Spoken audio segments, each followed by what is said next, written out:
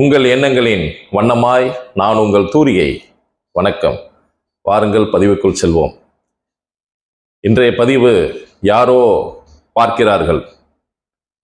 ஒரு பேருந்து, ஒரு பஸ்ஸில் எல்லாம் பயணிகள் பயணம் செஞ்சுக்கிட்டு இருக்காங்க.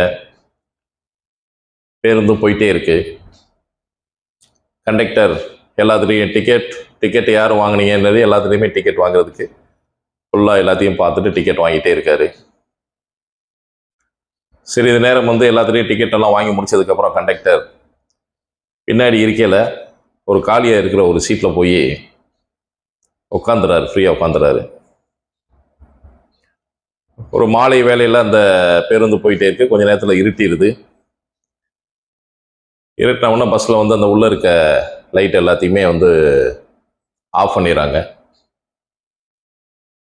கொஞ்ச நேரம் கழித்து அந்த நடுவில் இருக்கிற ஒரு சின்ன லைட்டு மட்டும் எரிஞ்சிக்கிட்டே இருக்கு. அந்த நடுவில் இருக்கிற இரு பயணிகள் மட்டும் முன்னாடி பின்னாடிலாம் ஓரளவுக்கு எல்லாமே தூங்க ஆரம்பிச்சிட்டாங்க.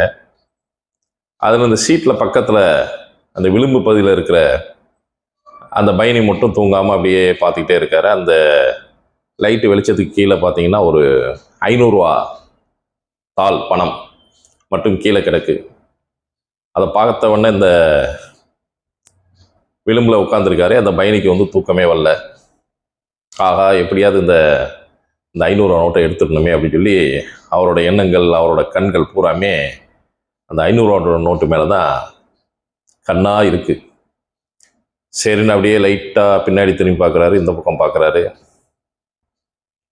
முன்னாடி எல்லாமே தூங்கிட்டாங்க. பின்னாடி அப்படியே மெதுவாக திரும்பி பார்க்குறாரு, எல்லாம் தூங்கிட்டு தான் இருக்கிறாங்க. பார்த்து நல்லா தெரியுது. ஆனால் இவர் பக்கத்தில் இருக்க பயணி மட்டும் தூங்காமல் அப்படியே பார்த்துக்கிட்டே இருக்கார். ஒரே நேர்பார்வையாக பார்த்துக்கிட்டே இருக்கார். என்னடா இவர் தூங்க மாட்டான் போல இருக்கு, எப்போ தூங்குறது, நம்ம எப்போ அந்த 500 ரூபா நோட்டை எடுக்கிறது அப்படின்னு சொல்லி இவரோட கவனங்கள் முழுவதும் அந்த 500 ரூபா நோட்டே இருக்குது. அப்படியே மெதுவாக காலை கொண்டு போகிறாரு. லேசாக அந்த 500 ரூபா நோட்டை நகட்டி தன் பக்கம் கொண்டு வரலான்னு முயற்சி பண்ணுறாரு. அப்புறம் சைடு அப்படி திரும்பி பார்க்குறாரு. இவர் பக்கத்தில் இருக்க பயணி பார்வை தூங்கவே இல்லை, அப்படியே பார்த்துக்கிட்டே இருக்கார். ஒரே பார்வையில் பார்த்துக்கிட்டே இருக்கார்.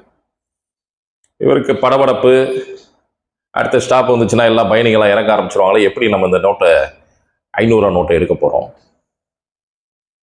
எப்போ இவர் தூங்குவார் அப்படின்னு சொல்லிட்டு அப்படியே படபடப்பு, நடுக்கங்கள், அதுக்கு மேலே ஆர்வம், அதை எடுத்தே ஆகணும் அந்த 500 ரூபா நோட்டை அப்படின்னு சொல்லி பார்த்துட்ருக்காரு. இன்னும் ஒரு சில நிமிடங்களில் அந்த பஸ்ஸு பேருந்து நிறுத்தும் இடம் வந்து விட்டது.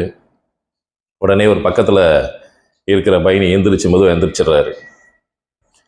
நல்ல வேளை எந்திரிச்சாருப்பா அப்படின்னு சொல்லி ஒரு மன அமைதி சந்தோஷத்தோடு இந்த விளிம்பில் உட்காந்துருக்க பயணி ஆர்வமாக பார்த்துக்கிட்டே இருக்கார்.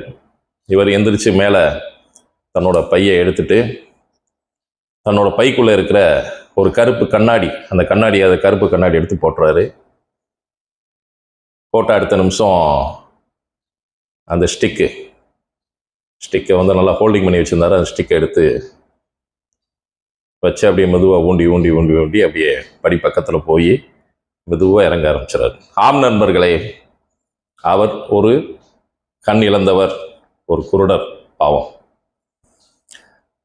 அவர் பார்த்துக்கிட்டு இருக்காரு, நம்மளை தான் பார்த்துட்டு இருக்காரு. அதனால நம்ம எடுக்க முடியுமோ, இந்த 500 ரூபா நோட்டை எடுத்துடலாமே, இதை நம்ம கொண்டு போயிடலான்னு சொல்லி நினச்சிக்கிட்டு இருந்த அந்த பயணிக்கு ஒரு மனசுக்குள்ளே ஒரு மிகப்பெரிய ஒரு நெருடல், தன்னுக்குள்ளேயே ஒரு குறை மனப்பான்மையோட மனசை ஏன் நம்மளாம் இப்படி செய்ய ஆரம்பித்தோம், பக்கத்தில் இருக்க ஒரு கண் தெரியாதவர் இருக்கார், இருந்தாலும் நம்மளோட எண்ணம் பூராமே அந்த பணத்தை எடுக்கணும்னு சொல்லி போயிடுச்சு, ஒரு தவறான விஷயத்துக்கு நம்ம இப்படி ஒரு நிலையில் ஆட்பட்டமே சொல்லி இவருக்குள்ளே இவரே மனசை அமைதிப்படுத்த முடியல. அடுத்து அவரோட பயணத்தில் இறங்கக்கூடிய அந்த பஸ் ஸ்டாப் வந்துருச்சு. வந்த உடனே இறங்கின அடுத்த நிமிஷம் அந்த நோட்டை எடுத்து கொண்டு போய் கண்டக்டர்கிட்ட கொடுத்துட்டு, ஐயா அந்த மாதிரி என் பக்கத்தில் இருந்துச்சு இந்த 500 ரூபா நோட்டுன்னு சொல்லி கொடுத்துட்டு முடிச்சுட்டு சந்தோஷமாக கிளம்பிடுறாரு. நண்பர்களே, இப்போ இந்த அருமையான இந்த கதை மூலமாக நமக்கு என்ன தெரியுதுன்னா, யாரோ பார்க்கிறார்கள்.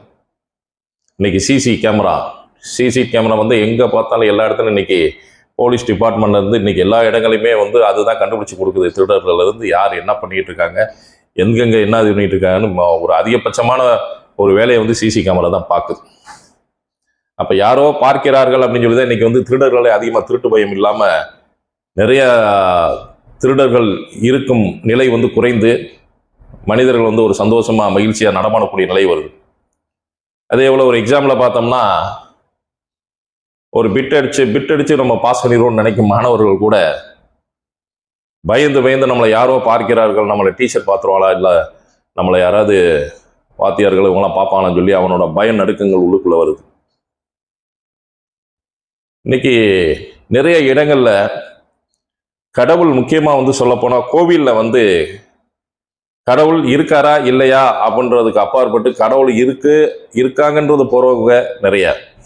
கடவுள் இருக்காங்களோ இல்லையோ அங்க போனா ஒரு மன நிம்மதி இருக்கு, அங்க போனா நமக்கு ஒரு நேர்மறை சிந்தனைகள் வருது, கடவுள் நம்மளை பார்த்துக்கிட்டே இருக்காங்க, அதனால நம்மளாம் தப்பு செய்யக்கூடாது, தப்பு செஞ்சா அந்த காலத்துல சொல்லுவாங்க கடவுள் நம்ம கண்ணை குத்திடுவாங்க அப்படின்னு. கடவுள் இருக்கிறாரு அப்படின்ற ஒரு நினைப்பு இருக்கிறதுனால யாரோ பார்க்கிறார்கள் அப்படின்ற இடத்துல அந்த ஒரு தவறுகள் கூட குறையுது. நம் மனநிலையில், நம் வாழ்க்கையில், நம் நெறிமுறைகள் தவறாமல் நம் வாழ்க்கையில் வாழ்ந்து வந்தால் நமக்கு மனச்சாட்சிக்கு நாம் பதில் சொல்லும்படி நம் வாழ்க்கை முறைகளை நாம் சரிவர எடுத்து கொண்டு போய் சிறப்புறையா செய்தோமானால் யாரை பற்றியும் நம்ம கவலைப்பட தேவையில்லை. யாரோ பார்க்கிறார்கள் அப்படின்ற எண்ணமும் நமக்குள்ள வராது. நம்மையே நம்ம பார்க்குறோம், நம் மனச்சாட்சி நம்மளை பார்க்குது, அதில் தான் வந்து கடவுள் பார்க்குறாங்கன்ற ஒரு எண்ணத்தோட பிரதிபலிப்போ நம்ம வாழ்ந்தோம் அப்படின்னா நம் வாழ்க்கையில் எதை பற்றியும் எந்த சூழ்நிலையும் யாருக்கும் பயப்பட தேவையில்லை. இனி வரும் காலங்களில் நம் வாழ்க்கை நெறிமுறைகளை நெறிமுறைப்படுத்தி நேர்வழியில் செல்வோம். அனைத்து மகிழ்ச்சியும் உச்சமும் அடைவோம். நல் மனிதனாக வழிநடப்போம். நன்றி. நான் உங்கள் தூரிகை.